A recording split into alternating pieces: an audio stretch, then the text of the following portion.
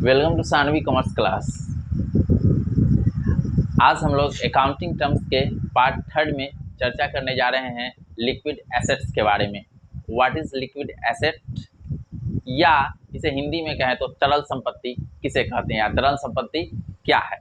इससे पहले हम लोगों ने संपत्ति के बारे में समझा है और वहाँ पे हमने संपत्ति के प्रकारों के बारे में भी आपको बताया है कि संपत्ति दो तरह के होते हैं, अस्थायी संपत्ति और गैर अस्थायी संपत्ति। और बहुत बेहतर तरीके से हम लोगों ने अपने पिछले वीडियो में है सो अस्थायी और गैर अस्थायी संपत्ति के उदाहरणों को भी अच्छे ढंग से है सो स्पष्ट किया है। और उम्मीद करता हूँ कि आप लोगों को अस्थायी और गैर अस्थायी संपत्ति के बारे में बेहतर तरीके से जानकारी मिली है। इसी तरह से आज हम लोग चर्चा करेंगे लिक्विड एसेट्स के बारे में। क्या होता है लिक्विड एसेट्स, क्या होता है तरल संपत्ति, तरल संपत्ति किसे कहते हैं। तो तरल संपत्ति को समझने से पूर्व हम एक खास बात आप लोगों को बताना चाहेंगे। सपोज कीजिए कि आप एक व्यवसायी या व्यापारी हैं और आपने व्यवसाय और व्यापार शुरू किया है। आपके पास कई प्रकार की संपत्तियां हैं, आपके पास अस्थायी संपत्तियां भी हैं, आपके पास गैर अस्थायी संपत्तियां भी हैं। तो आपने ये दोनों प्रकार की संपत्तियों से अपना व्यवसाय प्रारंभ किया है। लेकिन क्या व्यवसाय प्रारंभ करने से पूर्व केवल हमारे पास ही संपत्तियां होनी चाहिए? क्या हम कभी कर्ज नहीं लेते हैं व्यापार या व्यवसाय में? बिल्कुल लेते हैं। बिना किसी कर्ज के या लोन्स के हम लोग अपने व्यापार को आगे नहीं बढ़ा सकते हैं। और कर्ज भी हम जब लेते हैं तो हमारी जो कर्ज होती हैं वो दो तरीके की होती है, दो तरह की होती है। मतलब हम जो लोन्स लेते हैं वो दो तरह की होती हैं। एक ऐसे लोन्स होते हैं जो दीर्घकालिक समय के लिए होती है, लॉन्ग टर्म लोन्स होते हैं, और एक शॉर्ट टर्म लोन्स होते हैं। तो जब कभी हमें शॉर्ट टर्म लोन्स जो होते हैं, कभी कभी ऐसी स्थिति आ जाती है कि शॉर्ट टर्म लोन्स के वजह से हमारे व्यापार की स्थिति काफ़ी दयनीय हो जाती है, काफ़ी खराब हो जाती है। ऐसा कहा जाए तो वित्तीय संकट आ जाता है हमारे व्यापार या व्यवसाय पर। तो जिस वक्त हमारे ऊपर, हमारे व्यापार के ऊपर वित्तीय संकट आ जाए या किसी तरह की स्थिति खराब हो जाए, आपातकालीन संकट आ जाए वहाँ पे, तो वहाँ पे हमारे पास कुछ ऐसी संपत्तियाँ होनी चाहिए जो हमें उस आपातकाल स्थिति से उबारे।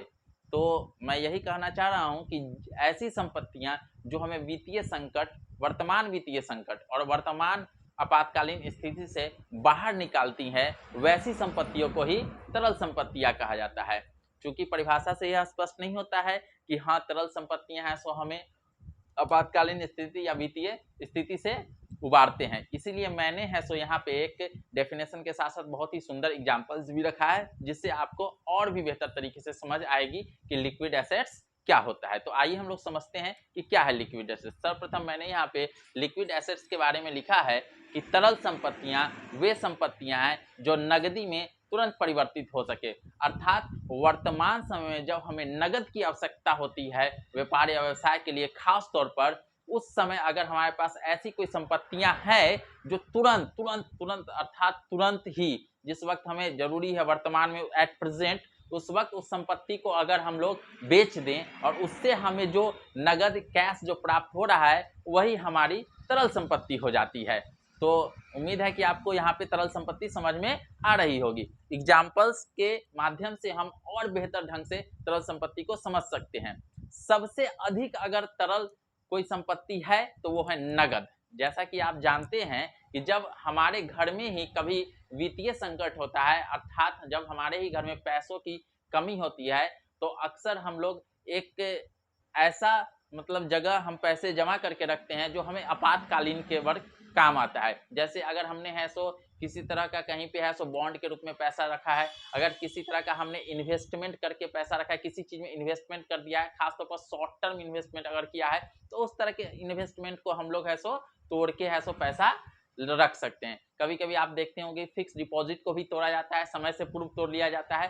तो ऐसी संपत्तियां हमारे पास आपातकालीन स्थिति के लिए होती हैं। तो इन संपत्तियों को हम अक्सर है सो आपातकालीन स्थिति में प्रयोग करते हैं, इसीलिए इन्हें तरल संपत्तियां कहा जाता है। और सबसे तरल संपत्ति मैंने पहले भी बताया है कि नगद है, जो सबसे अधिक तरल संपत्ति होती है। इसके अलावा अगर व्यवसाय और व्यापार में अगर चर्चा करें हम लोग तरल संपत्ति के बारे में, तो आप स्टॉक को ले सकते हैं जो आपके पास अवेलेबल होता है। जो व्यवसाय और व्यापार में आप जिस वस्तु का व्यापार करते हैं जो नहीं बिका हुआ माल होता है, अचानक अगर उसको बेचना पड़ जाए कम दामों पर ही, अगर हम उसे चाहते हैं कि बेच दें और हमें जो ही कैश प्राप्त हो जाए, तो इसलिए स्टॉक को भी यह सो तरल संपत्ति की श्रेणी में रखा जाता है। इसके अलावा आप बैंक में जमा राशि, अगर आपके बैंक में अगर किसी प्रकार की राशि जमा है और अचानक आपको उस राशि की आवश्यकता पड़ गई, तो आप तुरंत उस राशि को निकाल सकते हैं। इस वजह से कभी कभी बैंक जमा राशि को भी है सो लिक्विड एसेट्स का दर्जा दिया जाता है और लिक्विड एसेट्स इसे माना जाता है। इसके अलावा निवेश, इन्वेस्टमेंट के रूप में अगर आपने शॉर्ट टर्म इन्वेस्टमेंट किया है किसी प्रकार का, उसके बाद आपके पास अगर म्यूचुअल फंड है, तो इस तरह के चीज़ों को आप हैं सो तुरंत नकदी में परिवर्तित कर सकते हैं। यही कारण है कि इन सारी चीज़ों को है सो लिक्विड एसेट्स अर्थात तरल संपत्ति के नाम से जाना जाता है। तो उम्मीद करता हूं कि आप लोगों को तरल संपत्ति क्या होता है वो समझ में आई होगी। खास तौर पर मैं 11वीं और 12वीं कक्षा के छात्रों से अनुरोध करना चाहूंगा कि आप अकाउंटिंग टर्म्स के प्रत्येक वीडियो को देखें और हर टर्म्स को समझने का प्रयास करें, ताकि आपका प्रैक्टिकल क्वेश्चन और आगे की जो स्टडी है वो बेहतर तरीके से हो। क्योंकि बिना टर्म्स को समझे आप एक अकाउंटिंग का बेहतर स्टूडेंट नहीं बन पाएंगे। तो आप सबसे यह हम्बल रिक्वेस्ट है कि आप लोग ज़्यादा से ज़्यादा इस प्रकार के वीडियो पर फोकस करें और अपने स्टडी को और भी ज़्यादा शाइनिंग दे। तो इस तरह से आज हमने बात की लिक्विड एसेट्स के बारे में अकाउंटिंग टर्मिनोलॉजी के पार्ट 3 में। आने वाले टर्म में फिर हम लोग नए एक टर्म के साथ आएंगे। तब तक के लिए धन्यवाद।